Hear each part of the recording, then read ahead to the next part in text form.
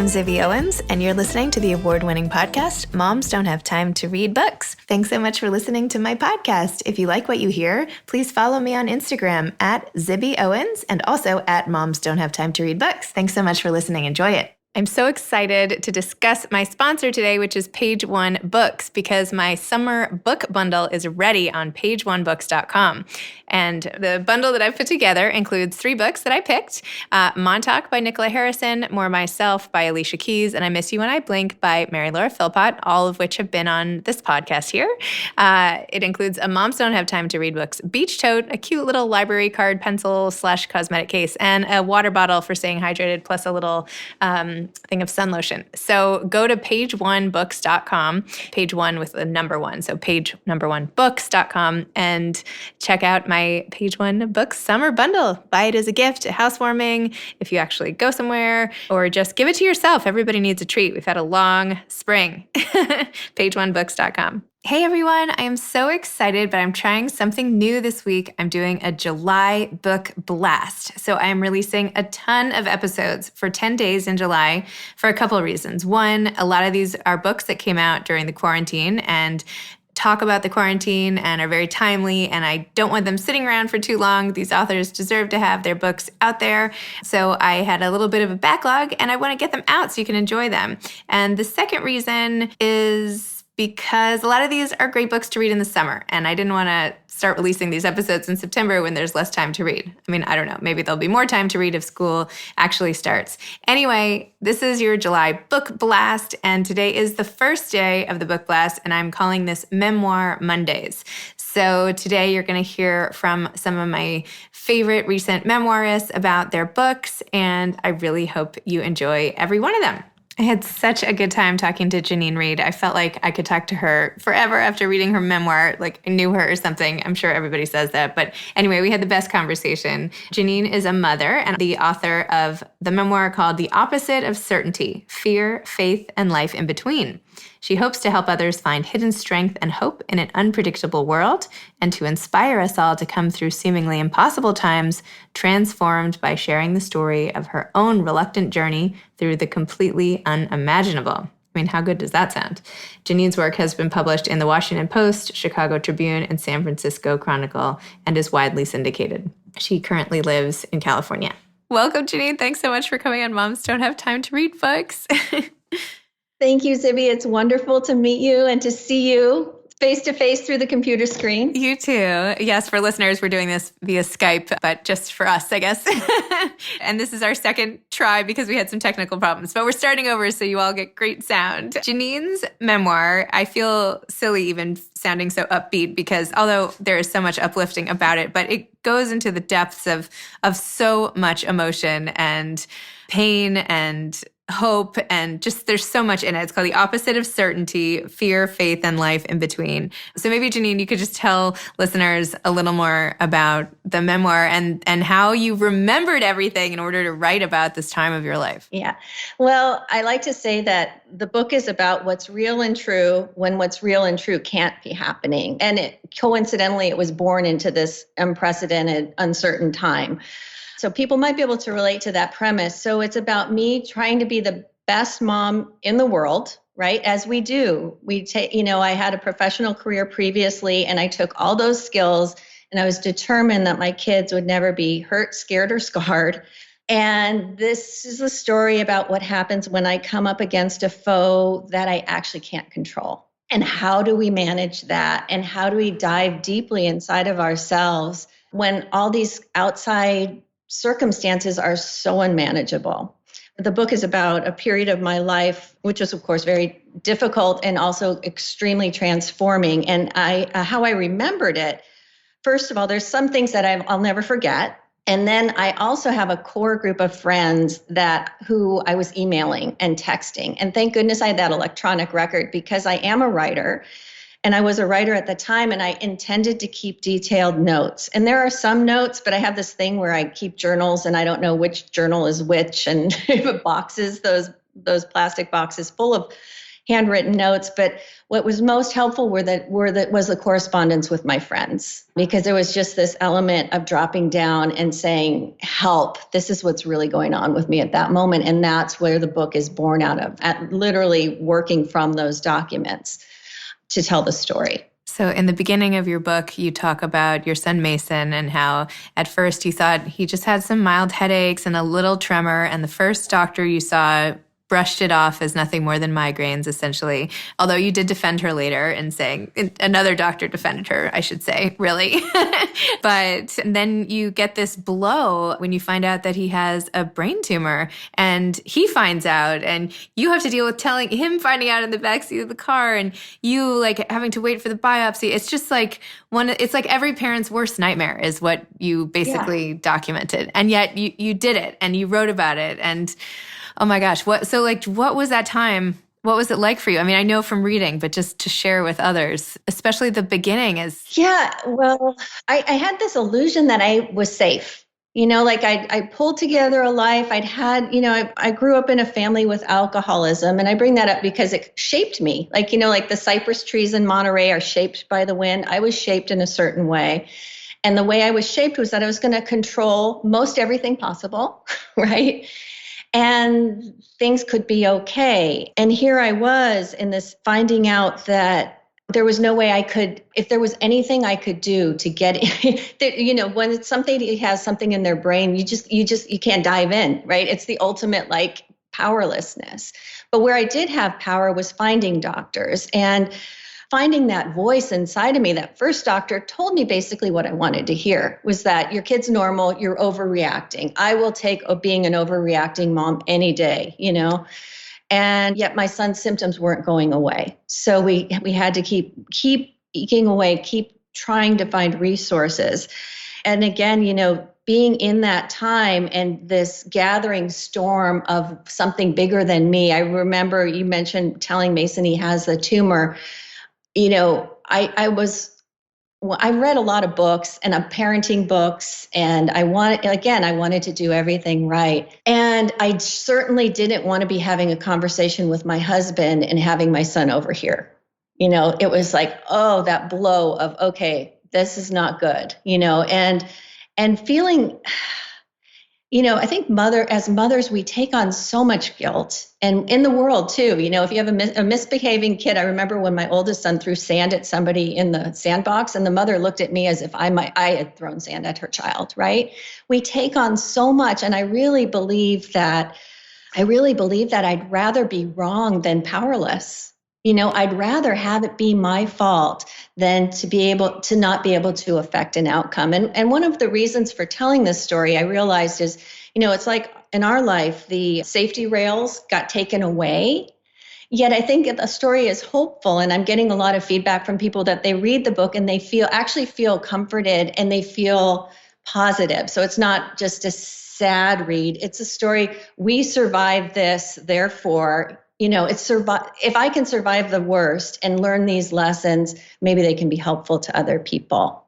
Absolutely. I was just saying this to somebody else this week who I interviewed, that it is all an illusion of safety, right? We're not safe. None of us are safe. But then from time to time, we get these big scares, and how you cope with it then changes the whole trajectory of the rest of your life. And books like yours are so essential because they give you a taste of what you know, but you don't want to face. And then they also tell you you're going to be okay too. And I think that's what draws people to books like yours, especially, I mean, yours in particular is wonderful. But I think people need that. People need to know that, like, when you hit bottom, you'll be able to get through it, because like Janine got through it, and look how she did it, and her husband, and it's just, I don't know. It's something so essential to getting through life is through hearing stories like yours. Absolutely. I agree. And I've always been drawn to stories of people walking through difficult times. And one of the things that I realized too is I've been girding myself. It takes so much energy to gird ourselves and to be so afraid in the world. And that is one of my defaults. It's just how I am. I'm wired as a very fearful person. So I always say I was not qualified for this job of, mother of a child in an uncertain life, and our life has continued to be uncertain.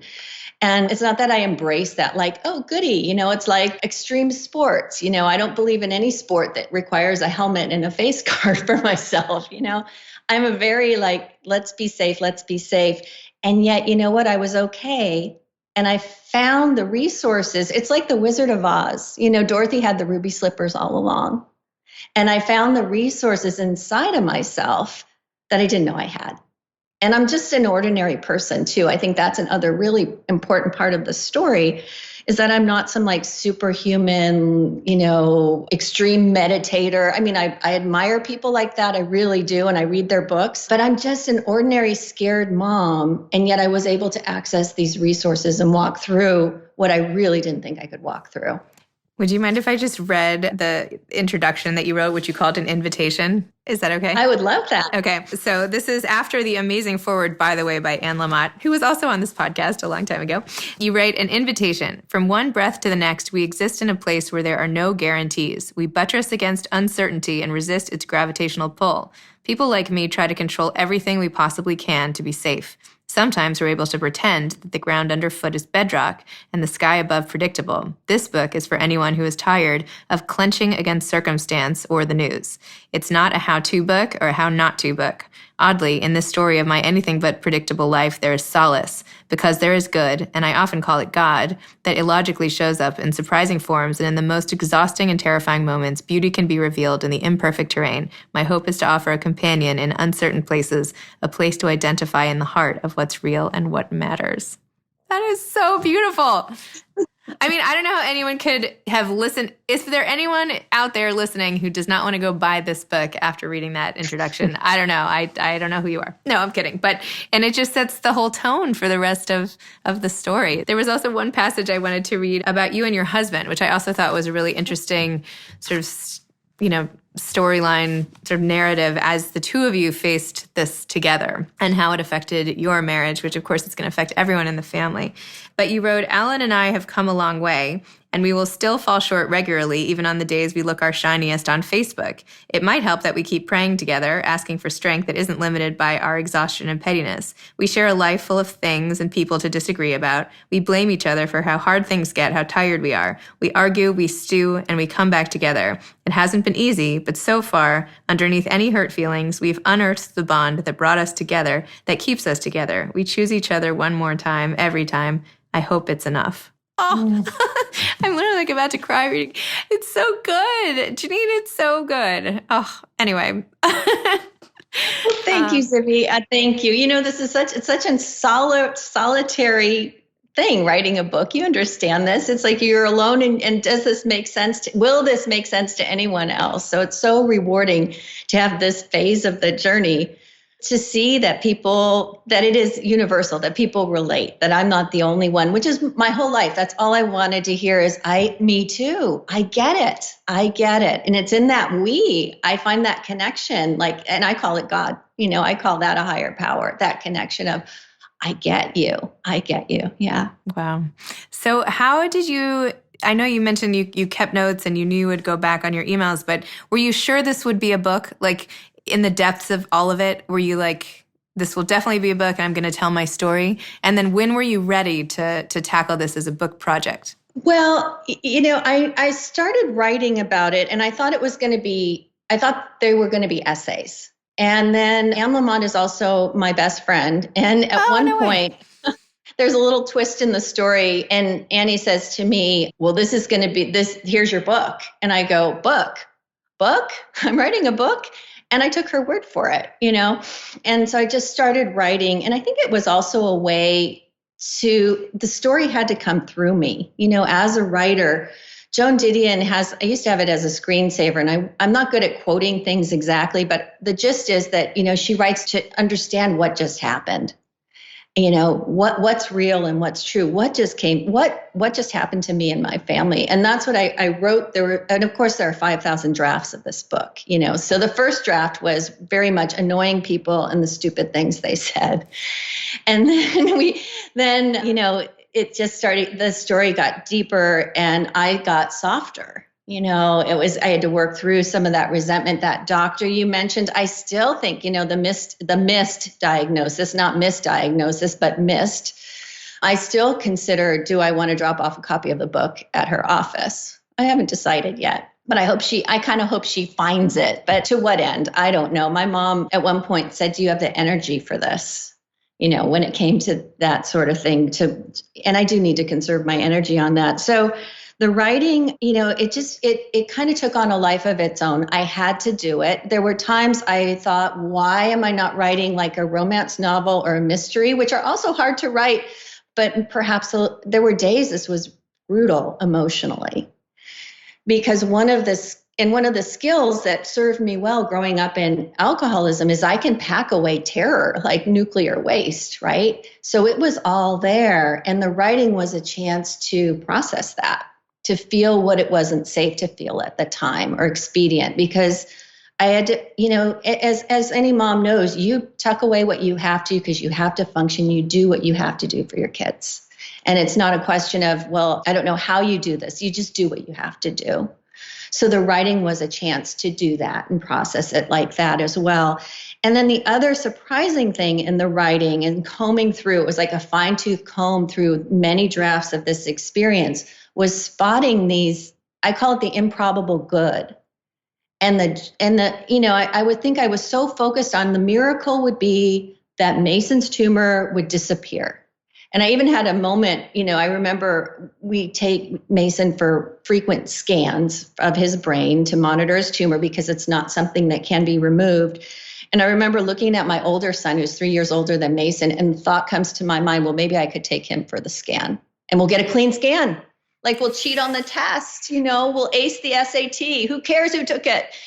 And of course, I realized that was an absolutely insane thought. But, these are the things that come up in my mind. And the writing was a chance to try to put some order to it and to find the grace. So what I was saying about that miracle, and the miracle would be that there would be no tumor. Well, I was so focused for so long on that miracle. And I had some people who are very serious about faith praying for that miracle, which would be great still. I would accept it. But in being so focused on a miracle looking one way, I could miss a lot of the grace that was happening in any given moment. The miracle of the nurse's aide who just put a hand on my shoulder and said, baby, it's going to be okay. Those beautiful, beautiful moments that in the writing of this, and a lot of them made it into the book. That was the grace of the book project. That was the grace of the writing, was to go, oh, we were cared for every single minute. So I say too, how did I end up with more faith in God when a lot of my ideas about how God worked and what God was in my life had to be thrown away because they just didn't hold up to this kind of a circumstance. Wow. And I know you had another job and you talked about yourself, heading off with your leather briefcase and, your very deliberate, well thought out decision to stay at home with your kids and give that up. When did you know that you wanted to write? I know you've always loved to write, but tell me about your relationship to writing. Well, I have always written, I've always been a reader. I've always been a voracious reader. And it was funny because I've been thinking about this a lot lately because I get to talk about myself in these interviews since my book came out, which is fun, turns out. Who knew? But I remember being a little girl and, my parents are lovely and we've had so much healing of the alcoholism in our lives. My dad is sober a long time now, as am I. But there was a moment in my childhood, I remember looking at him and him raging or whatever was happening. I don't remember exactly, but I remember thinking, I will remember everything and I will write it down. And that is my nature, that is how I'm cut. So there was that piece of it. So I'd always taken writing classes. I hadn't believed in myself as a writer so much. I was successful in my PR career. I could write in that way in other people's voices. And then there came a time when my kids were little and I was home with them and I'd always gotten a lot of identity from my career and a lot of atta-girls from my career. And here I was, letting go of that code of identity and feeling like there were certain settings I wasn't taken terribly seriously, which I resented and didn't love. And I felt like I needed to, for the greater good, for me, it's hard to put myself first. It just is. I don't know why, but it just is. But I realized that at a certain point that for the good of my marriage, for the good of my children, I had to find me. I couldn't get lost in, I was literally being asked to make soup for kindergarten open houses. Can you please make a pot of soup? I mean, lovely idea to serve soup, but you know what? I wanted to pull my hair out. So I started taking, what's wild is the year before Mason was diagnosed, and this is again that synchronicity in my life. And when I look back, I call that God. I call that there was some sort of grace carrying me. I did a year-long intensive with a great writing teacher, Natalie Goldberg. And this is the wonderful thing about my husband. When I went to him and said, I am losing my mind. I need something, I need to feed this corner of me. I need something to bring to the family in terms of, me. And I did 4 weeks, not all in a row, but it sustained me. And it was no accident looking back that I had that sustenance. I had that core of writing no matter what. And that story's coming through me and the truth coming through me. And sometimes I don't know what the truth is until it comes out my hand. Natalie was very big on handwriting, and I'm sure she still is. And that really, when all else fails, pen to paper, what's going on. And that I found myself in that again. And that's my experience as a writer. Other people have different ways of doing that, and not everybody's inclined to lose themselves in motherhood as I am. But I do have a lot of codependent tendencies that I work with, that it's my clay of my life that I need to work with and deal with as I go along. Wow. Do you have advice to aspiring authors? Yeah, well, I think it's just go for it. Go for it. And don't let anyone tell you your story is not important. I had people tell me my story was too sad. The first agent I talked to just like recoiled as if from a hot flame.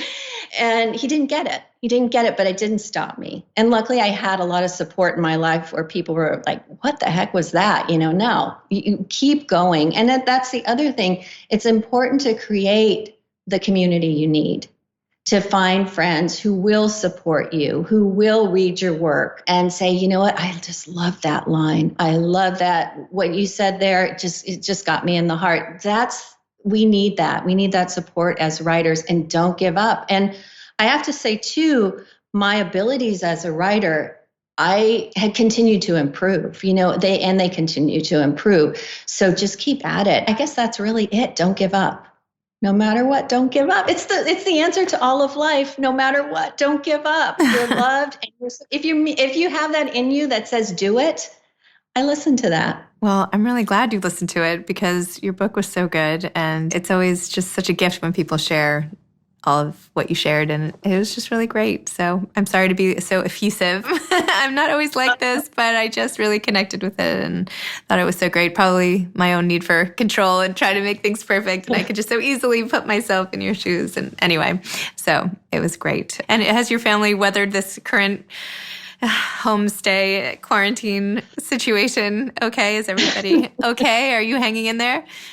We're hanging in there. We're pretty blessed. We've got a nice setup here and everybody's home. And as a mom, that also makes me kind of happy in a weird way. It's hectic, as you well know. We all know, right? There's not a lot of silence, but it has been nice having everybody under one roof. And my daughter came home with a cat from college too. So we have a little animal drama, but that's okay. She learned that from me, Well, thank you so much. Thanks for coming on Moms Don't Have Time to Read Books, and thanks for our chat. Thank you, Zibby. It's been a pleasure. Thank you. Bye. I hope you've enjoyed listening to one of the amazing memoirists on my Memoir Monday, part of my July book blast. And this is a really special collection of podcasts, and I really hope you enjoyed it. So please keep listening to more. Thanks. Thanks again for listening to my podcast, Moms Don't Have Time to Read Books. If you liked this episode, please follow me on Instagram at Zibby Owens and at Moms Don't Have Time to Read Books, and sign up for my mailing list at zibbyowens.com so you can always hear about the latest things I'm up to. Thanks a lot. Thanks so much to Page One Books for sponsoring today's episode. I hope you'll all check out my summer beach bundle at pageonebooks.com. Thanks so much to Steve and Ryan at Texture Sound for the sound editing. And thank you to Morning Moon Productions for providing this fantastic intro and outro music. Thanks for listening. You could always email me at zibby@zibbyowens.com.